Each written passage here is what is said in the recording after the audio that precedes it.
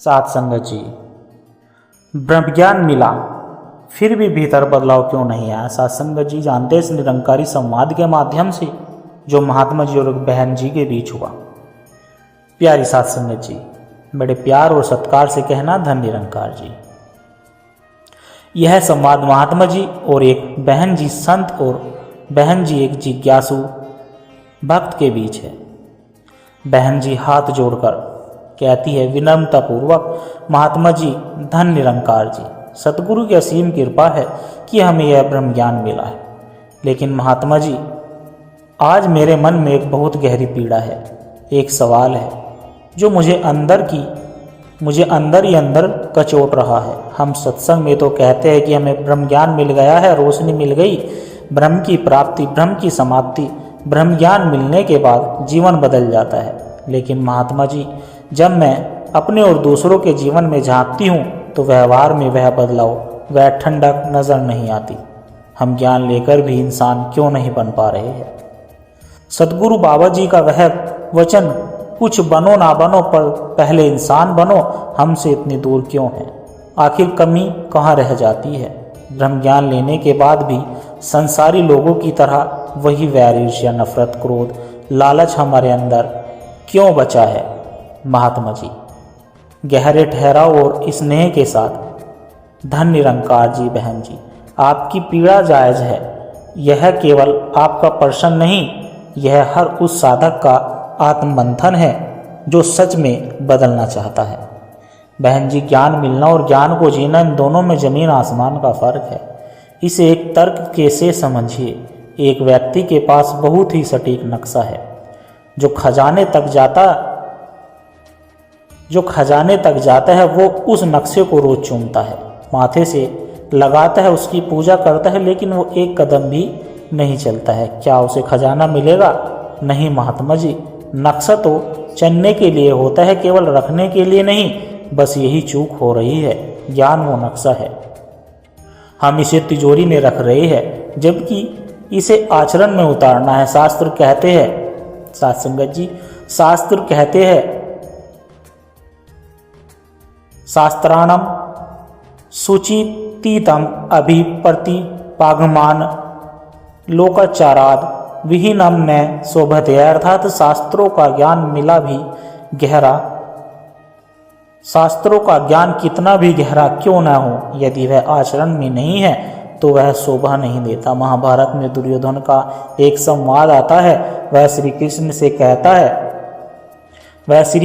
कहता है कि मैं जानता हूँ धर्म क्या है, पर मेरी उसमें प्रवृत्ति नहीं है। मैं जानता हूँ धर्म क्या है, पर मैं उससे छूट नहीं पा रहा हूँ। बहन जी, दुर्योधन के पास जानकारी थी पर विवेक नहीं था। आज हम भी दुर्योधन सिंड्रोम से ग्रस्त है। हमें पता है गुस्सा बाहर है, फिर भी करते हैं क्योंकि ज्ञान बुद्धि तक रुका है, हृदय तक नहीं पहुंचा। बहन जी, जैसे माचिस की तीली में आग छिपी है, जब तक उसे रगड़ा नहीं जाता उजाला नहीं होता। वैसे ही ज्ञान हमारे अंदर है, पर जब तक उसे क्रम की माचिस से रगड़ा नहीं जाएगा, जीवन रोशनी नहीं होगा। हम शब्दों के ज्ञानी बन गए हैं, अनुभव के नहीं। बहन जी, महात्मा जी आपने सही कहा, बुद्धि तो मानती है पर मन नहीं मानता। आज का दौर ही ऐसा है। कल ही मेरी एक सहेली कह रही थी, अरे तुम किस पुराने जमाने में जी रही हो, आज के दौर में पैसा ही सब कुछ है। थोड़ा बहुत अनैतिकता, नशा है, रिश्तों में खुलापन जैसे लव इन वगैरह तो स्टेटस सिंबल है। इसे पाप मानकर क्यों डरती हो। जब समाज ऐसी बातें करता है तो मन डगमगाता है। क्या सच में हम पिछड़े हुए हैं? क्या यह सब नॉर्मल है? महात्मा जी गंभीर स्वर में, बहन जी, भीड़ का गलत रास्ते पर चलना उस रास्ते को सही बना देता है।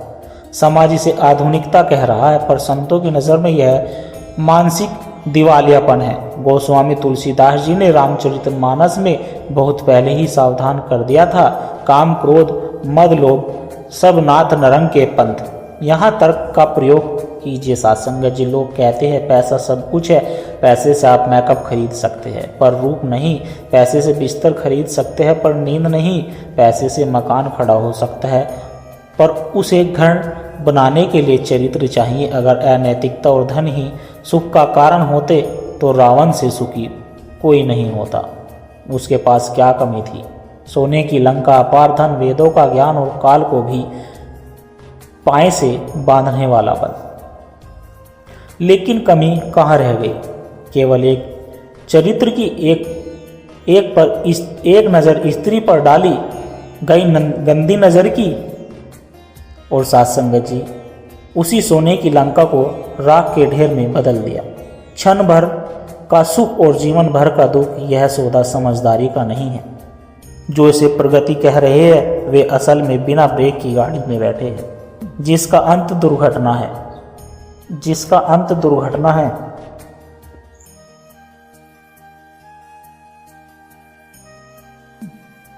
सात संगत जी, महात्मा जी रावण का उदाहरण देकर अपनी स्थिति स्पष्ट कर दी। चरित्र ही असली धन है। अब एक और विषय है जिस पर अक्सर बहस होती है, खान पान। हमारे मिशन में खाने पीने की खुली आज़ादी है। सतगुरु ने हमें वहमों से निकाला है, लेकिन फिर संत यह क्यों कहते हैं, जैसा खाए अन्न वैसा होवे मन। क्या भोजन का हमारी शक्ति से कोई वैज्ञानिक संबंध है या यह सिर्फ एक कहावत है? बहन जी, सतगुरु हमें मना ही नहीं करते, क्योंकि वे हम पर हुक्म नहीं चलाना चाहते। वे हमें विवेक देते हैं ताकि हम खुद सही चुनाव कर सके।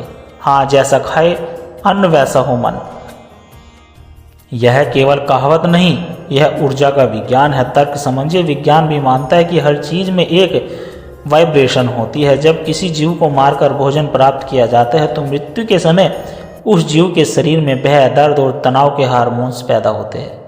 जब उसे पकाया जाता है तो उसका शरीर तो पक जाता है, पर वह नकारात्मक ऊर्जा नष्ट हो जाती है।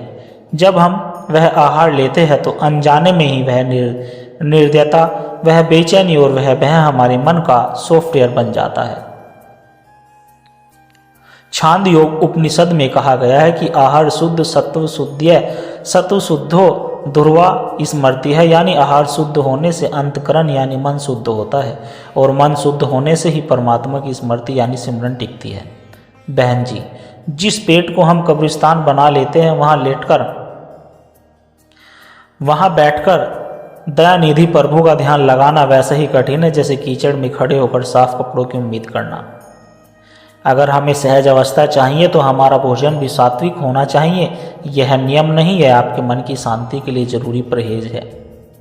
आज आपने भोजन के पीछे का विज्ञान समझ लिया।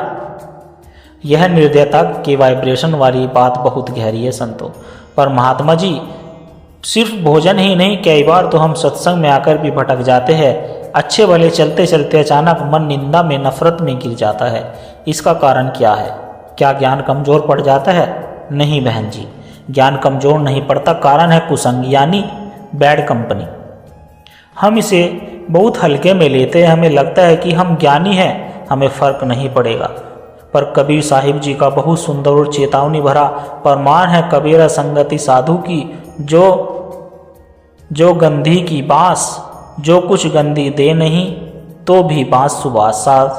साधु की संगति इत्र बेचने वाले जैसी है, कुछ ना मिलने पर भी खुशबू तो मिल जाती है।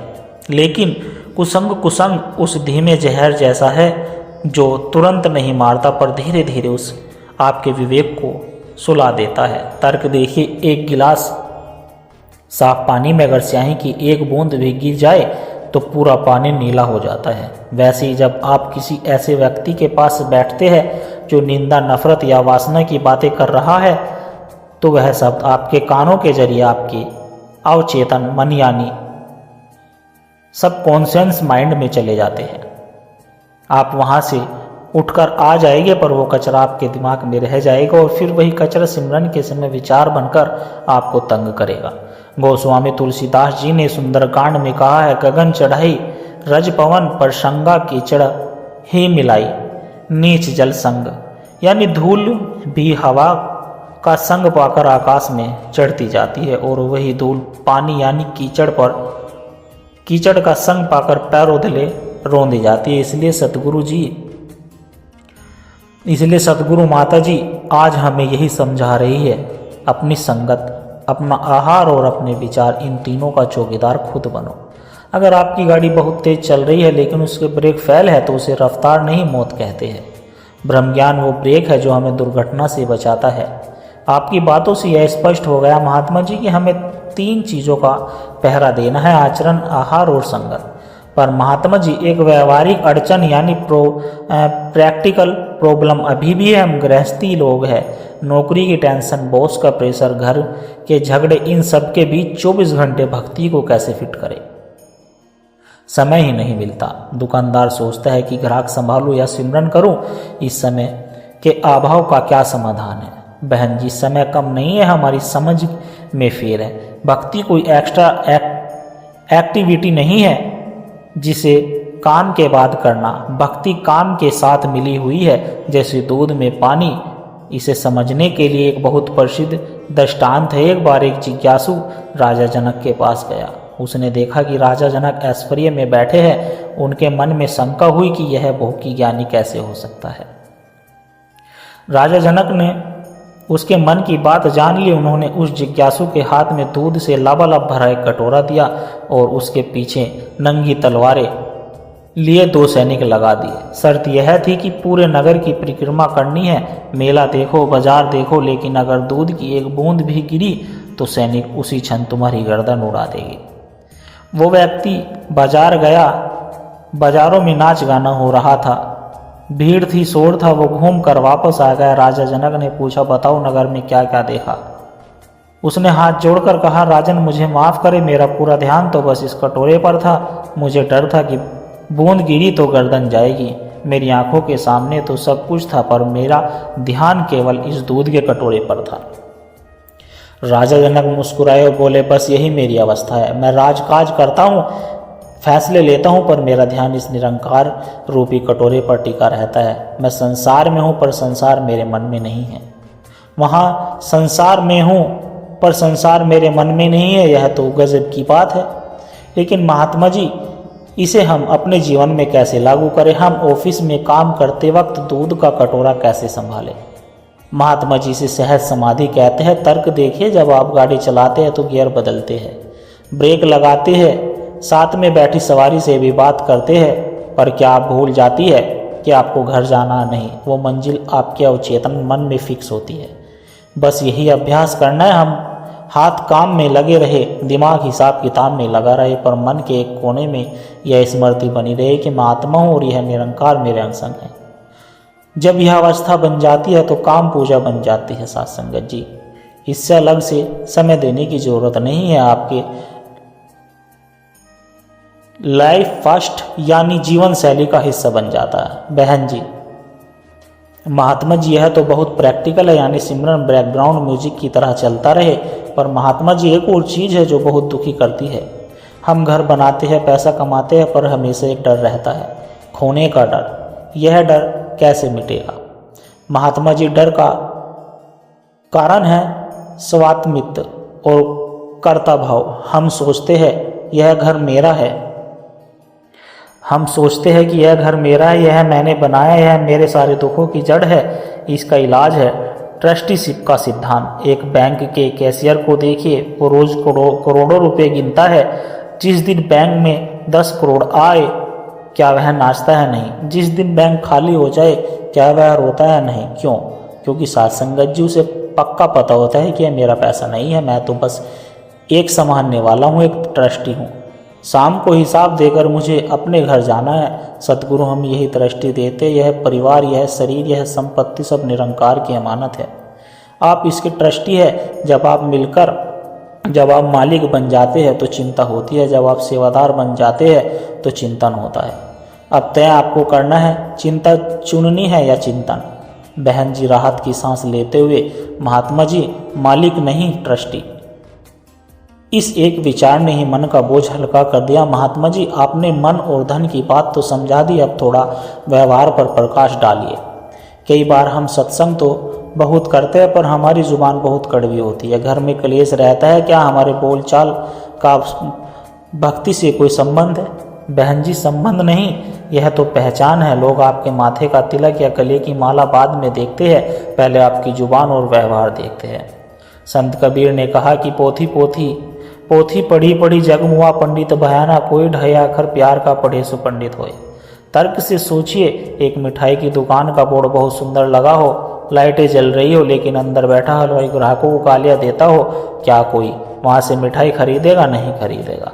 हम सब इस मिशन के, इस सतगुरु के सेल्समैन हैं।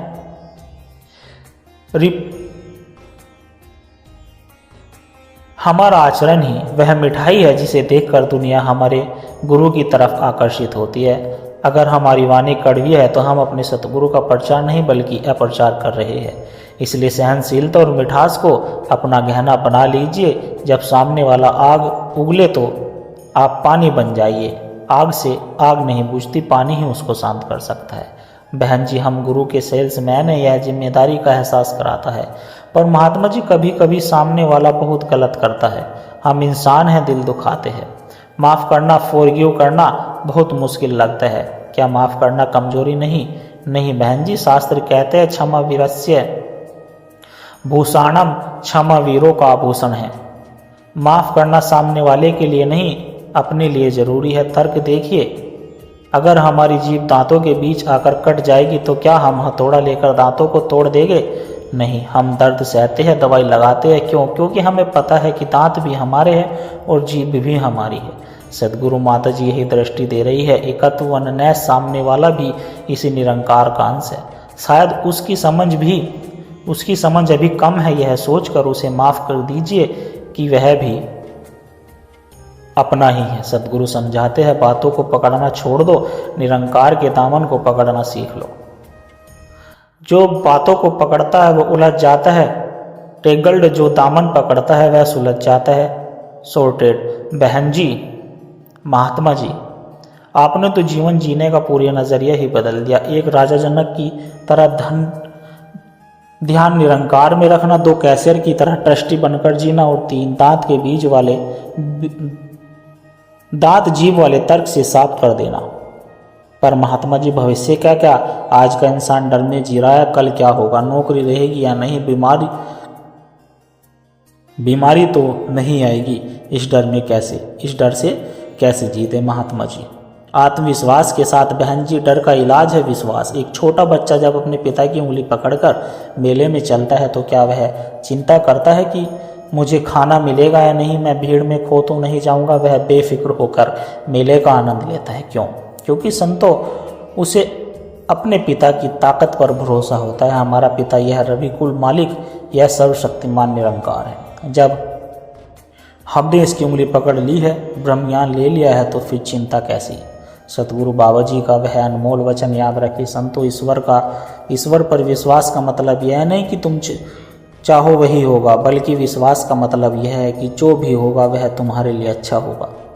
जब हम अपनी डोर इस ड्राइवर सतगुरु के हाथ में सौंप देते हैं तो सफ़र का मज़ा आ जाता है, चाहे रास्ता उबड़ खाबड़ ही क्यों ना हो। बहन जी, हाथ जोड़कर भावुक होकर, महात्मा जी, आज सत्संग की सार्थकता सिद्ध हो गई, मेरे सारे संशय मिट गए। मैं संकल्प लेती हूँ, अब मैं चिंता नहीं चिंतन करूँगी, मालिक नहीं सेवादार बनेगी और बातों को नहीं दामन को पकड़ूंगी।